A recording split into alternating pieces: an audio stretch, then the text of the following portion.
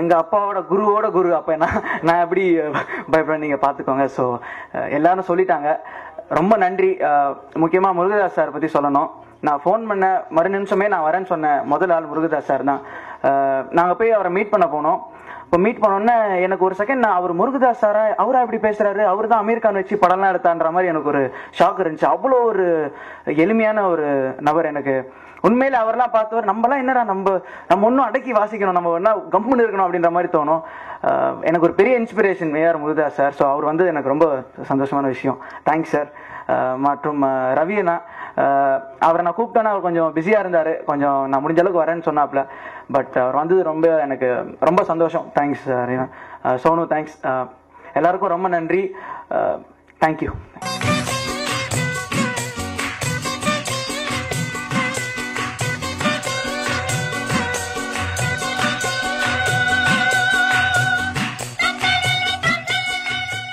என் இனிய தமிழ் மக்களே,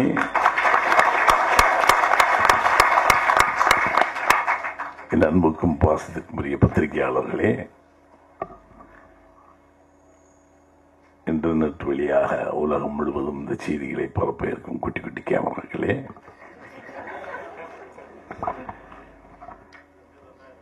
கலை உலகினுடைய கண்டெடுக்கப்பட்ட அற்புதங்கள், இங்கே அமர்ந்திருக்கின்ற செல்வங்களே, வணக்கம்.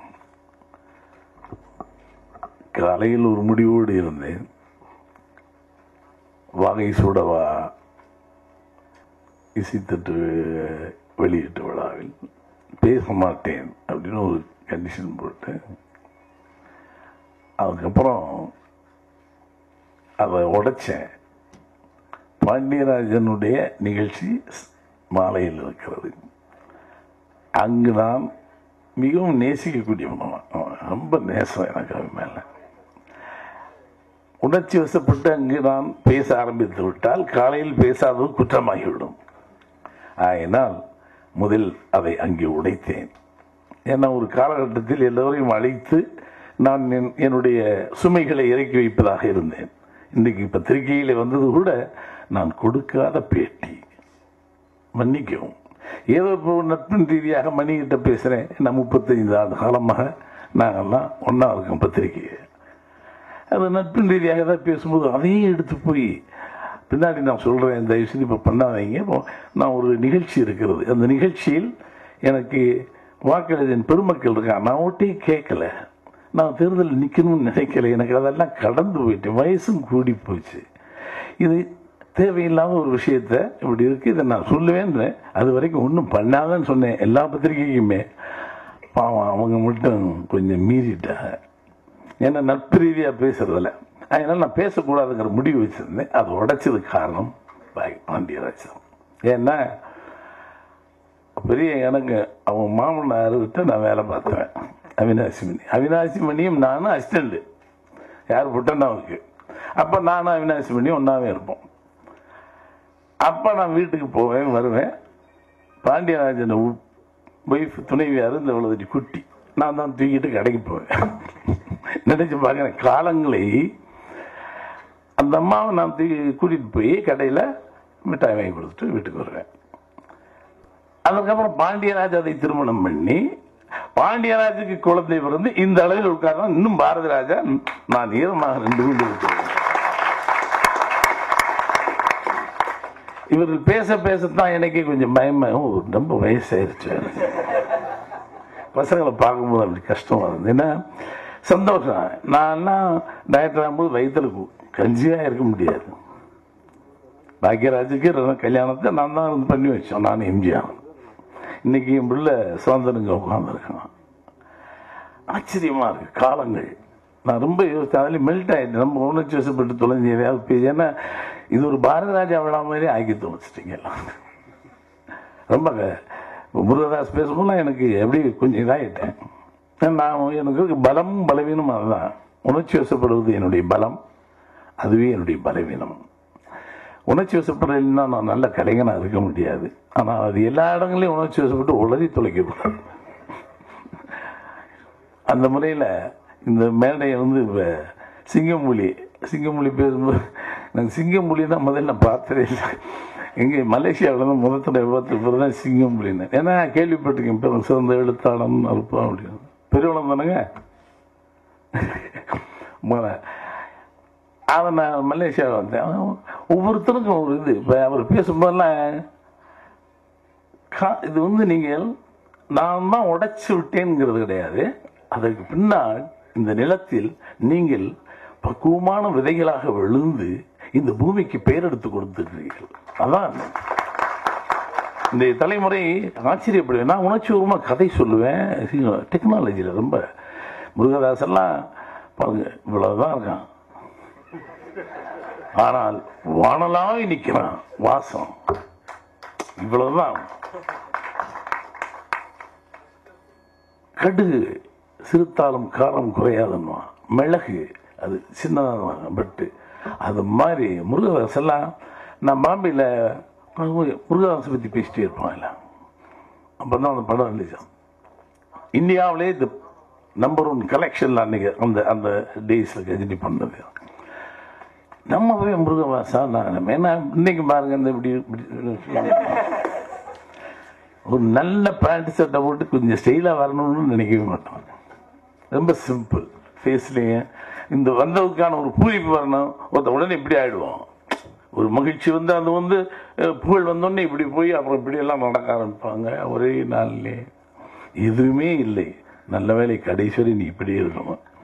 வளர்ச்சியில் நீ எவ்வளவு போனாலும் உன் குணத்தில் நீ இப்படியே இருக்கணும். ஏன்னா டிவியில் பார்க்குறோம், எவனும் சாதனையாளன் கிடையாது. பாரதி ராஜாங்கிறவன் இந்த காலத்திற்கான சாதனையாளர் பண்ணி எனக்கு பின்னாடி நான் மணிரத்னத்தை பார்த்து வியந்திருக்கேன், முருகதாசை பார்த்து வியந்திருக்கிறேன். நேற்று வந்த வசந்த பாலனை பார்த்து என்ன இவனுக்கு என்ன இவ்வளவு ஐடியா வந்துச்சுங்கிறேன். பிரபு சாரவனை பார்த்து கொஞ்சம் மிரளுகிறேன். ஏன்னா அவன் கான்ட்ரிபியூஷன் அவங்க காலத்துக்கு. டிவியில் பார்த்தா பிளாக் அண்ட் ஒயிட்டில் எவனுமே இல்லை. இப்போ நம்மகிட்ட எப்படி ஜாம்பவான் நாகேஷ் இருந்து படியும் ஸ்ரீதர் நம்ம ஒன்றுமே கிடையாது. ஒரு பெருமை வாழுகின்ற காலத்தில் நீங்கள் இதை சொல்லும் போது இந்த இந்த உணர்வு அதை ரசித்து கொஞ்சம் ரசிச்சுக்கிற அவ்வளோதான். You are not great. 6 முறை தேசிய விருது வாங்கியிருக்கேன். தயவு எனக்கு அது எங்கே இருக்குன்னே தெரியாது. தூக்கி எங்கேயோ போட்டுருக்கேன், வச்சுக்க மாட்டேன். ஏன்னா எனக்கு அன்றைய தினம் கைதட்டு அன்றையோடு முடிஞ்சு போயிடும். அதுக்கப்புறம் வேற பத்மஸ்ரீயை தூக்கி நான் என்ன பதவிக்கு அலையிறேன். எல்லாத்தையும் பார்த்துட்டோம் வாழ்க்கையில். என்ன ஒரு எளிய கிராமத்தில் படிக்காமல் இருந்து வந்து இந்த மக்கள் அங்கீகாரம் கொடுத்து பத்திரிகைகள் அங்கீகாரம் கொடுத்து ஒரு அங்கீகரித்திருக்க அதுக்கு ஒரு ஏதோ உணர்ச்சிபூர்வமான இந்த மண்ணும் வாசனையும் மொழியும் நான் சொல்ல கதைகளும் தான் காரணம். அதனால இந்த மண்ணை நேசிக்கிறேன், மொழியை நேசிக்கிறேன். அது ஒன்று தான். அதில் எனக்கு இன்னைக்கு சந்தோஷம். இத்தனை பேர் பேசும்போது கொஞ்சம் மனசுக்கு ரொம்ப ஆறுதலாக இருந்தது. ஏன்னா இதெல்லாம் ஒரு நேரத்தில் கொட்டி தீக்குன்னு நினைச்சுவேன் இன்னொரு மேடையில். அதுக்கு முன்னே ரொம்ப ஆறுதலாக இருந்தது, மகிழ்ச்சியாக இருந்தது. படம் பிருத்திவி நான் பார்த்தோன்னே ஏற்படல ரொம்ப லட்சணமாக இருக்கானே. நாங்கள்லாம் திருடுற காலத்தில் திருவா ஓடி அப்போ எல்லாம் வந்து யாரும் சினிமாவுக்கு வராது. நிழல் பஸ் ஸ்டாண்டில் உட்லண்ட்ஸ் ரோட்டில் பக்கத்து பஸ் ஸ்டாண்டில் ஒரு பிள்ளையை பிடிப்பேன். இந்த இது இருக்கு கார் பார்க்கிங்கோட இங்கே இருந்தது ஹோட்டலு. அப்போ கார்டன் ஆகிட்டானே. டிரைவில் உட்காந்து யார் வர்றா போகிறான்னு பார்த்து அதில் போய் பொண்ணுங்களை பார்த்து பேசி தைரியமாகவும் பாரதிராஜா வர்றான் ஒளிஞ்சுக்குவோம். ஏன்னா இந்த நாள் கேட்பாருன்னு. ராகினியோட பொண்ணு ருக்மிணி அதை போய் நான் போய் நடிக்கவான்னு கேட்டேன். ஐயோ நீங்கள் வரும்போது எனக்கு தெரியும் அவன் காலேஜில் படிச்சுருக்கு. இப்போ அவங்க சோபனாவை இன்ட்ரடியூஸ் பண்ணாங்க எனக்கு. சோபனாவை இன்ட்ரடியூஸ் பண்ணல, சோபனாவை போட்டு மண்வாசனிக்கான்னு போட்டது. அதுக்கப்புறம் வேற காரணத்துக்காக நிறுத்திட்டு தான் ரேவதியை போட்டோம். ஸோ இப்படி நடிகர்கள் தேடி அலைகிறது. இவனை அனுப்பிச்சு விட்டுட்டான். முதல்ல யூனிட்டு போய் 2 நாள் அங்கே வெயிட்டிங் போடியில். ஹீரோ இல்லை, பாம்பேலேருந்து வர துணிச்சல். அந்த மாதிரி துணிச்சல். பாம்பேலேருந்து வந்தால் நேரம் லயலா காலேஜில் ஒரு பையன், மெடிக்கல் காலேஜில் ஸ்டான்லியிலேருந்து ஒரு பையன், 4 பையன் எவனுமே சரியில்லையே அப்படின்ட்டு ஆஃபீஸில் சொல்லிட்டு மதுரைக்கு போகலாம். மதுரையில் பார்த்துக்கலான்ட்டேன். எல்லாம் போயிடுச்சு. யூனிட்டில் உட்காந்துருக்குங்க ஷூட்டிங். மதுரையில் போய் அங்கேயும் பார்த்து 2 காலேஜில் ஒருத்தன் சரியில்லை. விடியாயோ ஊர்லேயே பார்த்துக்கலாம் போடியிலன்ட்டு. அவன் ப்ரொடியூசர் சித்ரலட்சுமி அதுக்கு என்னைய மாட்டிக்கிட்ட உங்களுக்கு பாரதிராஜா உன்னை என்ன பேசுவாங்கன்னா அப்புறமேலு அந்த பையனை பிடிச்சோம். அவன் எங்கேயோ இப்படி வந்து ஆட்டோகிராஃப் அவன் வந்தான். இவன் ஒரு மாதிரி இருக்கான், பேக் லைட் வேறாது, இப்படி கொஞ்சம் முடியுமா இருந்தான். என்ன பண்ற, நார்த் இந்தியன் மாதிரி இருக்கேன். வாயை திறந்தான் பக்கா மதுரைக்காரன். பக்கான்னு சரியான பயிலா இருக்கான்டா.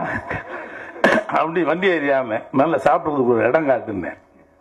நேராக கொண்டு மெஸ்ஸில் இறக்கி விட்டான். அங்கேயே சிறுபை கழட்டி போட்டான். எது வண்டி ஏறணும்னு வண்டி ஏறும்போது சிதராஜ் முன்னாடி இருந்து கை யாரையா வெளியே போயானே, நான் தான் யாரை விட்டுருந்தேன். எதுக்கோ கூப்பிட்றாரு பொழுதுன்னு போய் சாப்பிட விட்டு நேராக வந்து வா என் கூட வான்னு கூப்பிட்டு வந்து தமிழ்நாடு ஹவுஸில் உட்காந்து சினிமா எல்லாம் பார்ப்பேன். இல்லை ஆமாம் நடிச்சிருக்க எப்போ செகண்ட் ஷோ பார்ப்பேன். வளைவி கடையை மூடிட்டு போய், வளைவி கடையா அங்கே என்ன பண்ணுற, வளைவி விற்கிறேன் சார், நல்லா இருக்கு. வளைவி ஒரு குவாலிஃபிகேஷனா தேவையில்லை, நடிகனுக்கு எது வேணான்னு. ஒரு எறும்பு போகுது பாருன்னு. எங்கே போகுதுன்னா டை இதான் எறும்பு. அந்த ஐபால்ஸ் ரொட்டேட் ஆகுதான்னு பார்க்கறதுக்கு அப்படி இப்படிங்கிற அவன் டேய் இங்கே பார்த்து ஒல்லி நின்று கண்ணு மட்டும்தான் போனது கருப்பு அப்படிங்க அப்படின்னா ஓகே. கோபம் அப்படி திரும்பிடா. ஏய் கோபம் வேகமாக இருக்கணும் அப்படின்னா போதும். ரெண்டு நான் வர சொல்லுன்ட்டேன். இவங்க பூரா மொழிக்க வச்சுதான். இதுக்கப்புறம் 2 நாள் ஷூட்டிங்கில் அங்கே வந்து உட்காந்துருக்கேன். அவன் நினைச்சா ஏதோ ஒரு சீனில் நிற்க வச்சுட்டு அனுப்புவார் பொழுது. அவன் ஹீரோன்னு அவனுக்கு தெரியல.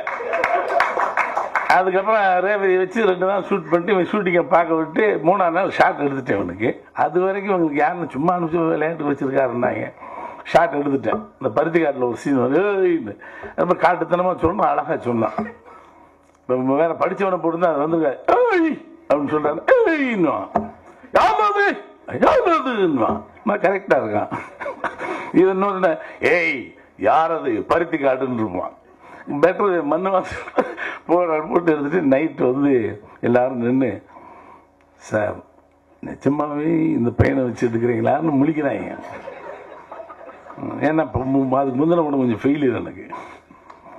என்ன விஷயம் என்ன பூனைக்கு யார் பண்ணிக்கிட்டுன்னு தெரியல, எல்லாருமே வருத்தப்படுறாங்க.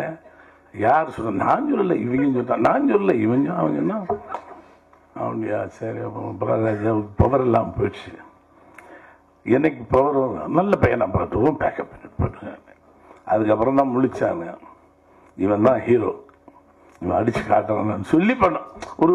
ஒரு நம்பிக்கை வேணும் கலைஞனுக்கு, தன் மீது கொண்ட நம்பிக்கைனால அப்படி. அந்த காலத்தில் மூஞ்சியில் நாங்கள் அப்படின்னு இப்போ எல்லாம் அழகழகாக பிள்ளைய உட்காந்து இந்த மாதிரி மூஞ்சியெல்லாம் நாங்கள் அப்படி கிடைக்கிறது கஷ்டம்.